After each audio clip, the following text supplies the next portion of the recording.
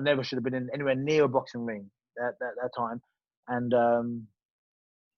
yeah, and I was fucked, and I could never get back.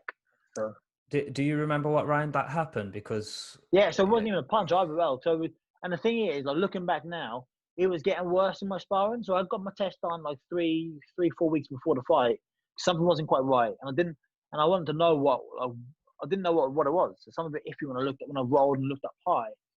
And when I was told that it was not going to get any worse, I thought, carry on training. Trained for 3 weeks. I was sparring Danny Dignam. I was sparring John Ryder. And looking back now, the vision was actually getting worse over the course of the weeks. But when you're boxing and you've got a fight, you don't think like the Olympics, my bad rib. I wasn't thinking, oh, my rib's so sore. I was like, what, fucking, I've got a fight. Any pain, you just deal with it, you know? And I wasn't aware it was getting better. I probably was really, but I was so focused on the fight.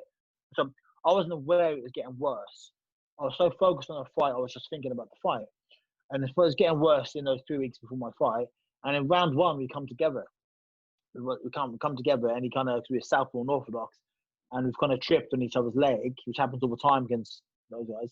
And kind of forearmed me in the eye, and the forearm did it. And I've looked away, and I've just gone, what the fuck? I couldn't see any. Like what? In my left eye I saw a man, and he was twisted, like he was, like rather than being upright. So I had double vision. My right eye was okay. Right eye could see fine. I could see him. The left eye, he was twisted, like a 45-degree angle, and up in the air. And he's like, I'm getting punched by a man and because eyes work together, the good eye, I couldn't even just do boxing with one eye because the good eye was actually down here. So eyes work, if one eye is up, if one eye goes up, the brain computer other eyes go down. It's weird. It's all backwards. It doesn't make sense really. But so I never knew that, because I was just about to ask as well if you maybe tried to, because you looked like you were trying to figure it out in there, and I weren't sure if you were trying to cover the eye with your guard, but obviously you can't. I was trying, yeah, because that's the thing. Like someone, you've got two eyes for a reason. One's bugged, you've got the other one. But I didn't. I didn't. The right eye in my head, he was down. He was in the floor. He was like his eyes were like if one eye is held on a boy wall. If one eye is, I fractured my eye socket, the floor of my eye socket, the orbital floor. So my eye was dropped. So when your eye is dropped and project, if your eye is lower, your brain reverses it. It projects an image which is higher. So if your eyes, my eyes, like headlights in a car, for example, if one headlight is down and I was up, the light is obviously going to go down. But the way your brain sees it, it's coming up. So the right eye, because they weren't working together, the right eye was going up. So really, I'm boxing the man who's below me. So I'm looking straight and nobody's there. He's in the floor. I'm getting hit by a man who's in, with one eye, I'm getting hit by a man who's in the floor. With two eyes, I'm getting hit by a man who's in the floor, but the other one's up here, like really up high, and he's twisted. So it's just, you said, you saw me work, I couldn't work it out. And I remember two things from that fight, two things. So, and I was covering my eye because I didn't know I was getting hit until I was getting hit. I couldn't see. So I'm boxing, I'm getting hit by an invisible man, essentially. So I was covering it, and my arm was really, really tense. So two things I remember. I could hear him breathing. I could hear him, so he must be near me. So I threw a big punch. I thought I was going to KO him, and I missed by 6 feet. He was way away. I almost did like a full pirouette. Another bit in the fight, I remember, because I was covering my eye, because I didn't know when I was getting hit until I was getting hit. Arm was so stiff and tense, with loads of lactic acid in my arm. So I backed away and backed away and backed away, because I had no idea where he was in space. There was two of them, one up here, one on here. And when eyes don't work together, you lose depth perception. So I thought, in my head, I'm thinking, he's 6 feet away. He's much further. I can't hear him breathing. He's far away. So I backed up and backed up. I shook my arms down to relax my arms, and he's gone whack straight down the pipe. Because in reality, I thought he was over there, but really, he was right in front of me. And as nightmare, absolute nightmare. But yeah, something I wouldn't like. I've fought my entire life. I love fighting. I love boxing. From 12 years old when I walked in, I love every aspect about it. I love the fighting. I love hitting people. I don't mind getting hit back. So I love doing it. In big fights, I love the show business. I love the cameras. I love the lights.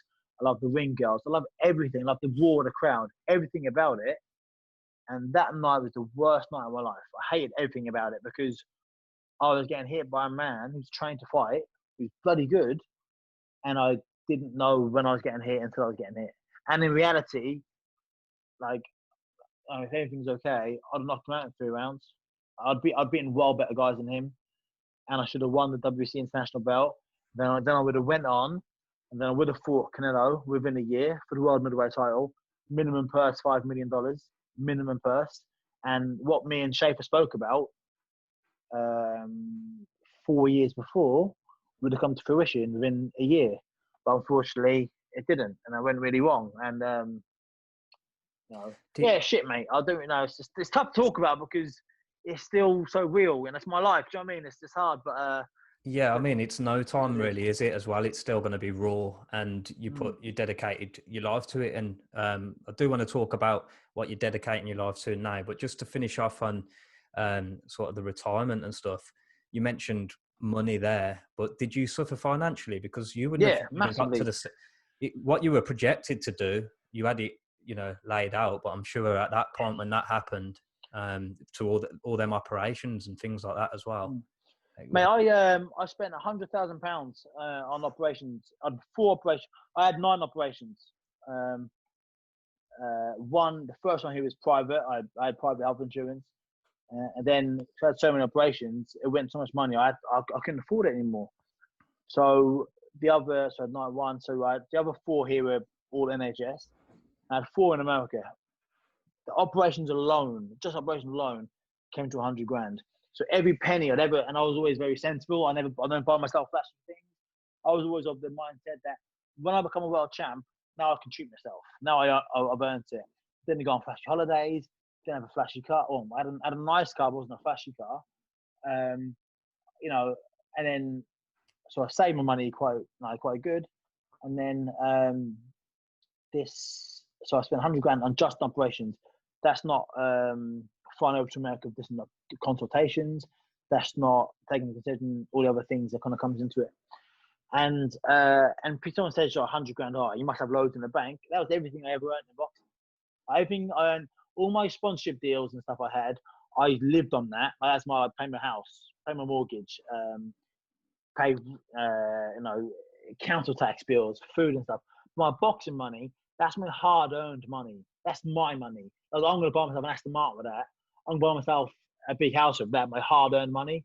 Like sponsorship money, like can't easy come, easy go, because although you get it because of what you do in the ring, it's like, I don't know, you could pay like $3 grand to go to a sign-in. It's like, that's easy. It's enjoyable. It's not really work. It's enjoyable. So I live on that. But my boxing is my money. Put that in a little pot. And then that was all gone. And then I had an operation. I had to spend all that money on operations. And then I ran out of money. Didn't even have all that money. I then, for one operation, I had a Range Rover. That's one thing I bought myself, which was like smart. Like, I've earned that. I came back from one of my surgeries and I worked so hard to get back. Like, you wouldn't believe. And my wife was like, you work so hard, just treat yourself. Because at the time had a piece of shit car. I can't think it was. It was a rubbish car. Yeah. Like, something just, yeah.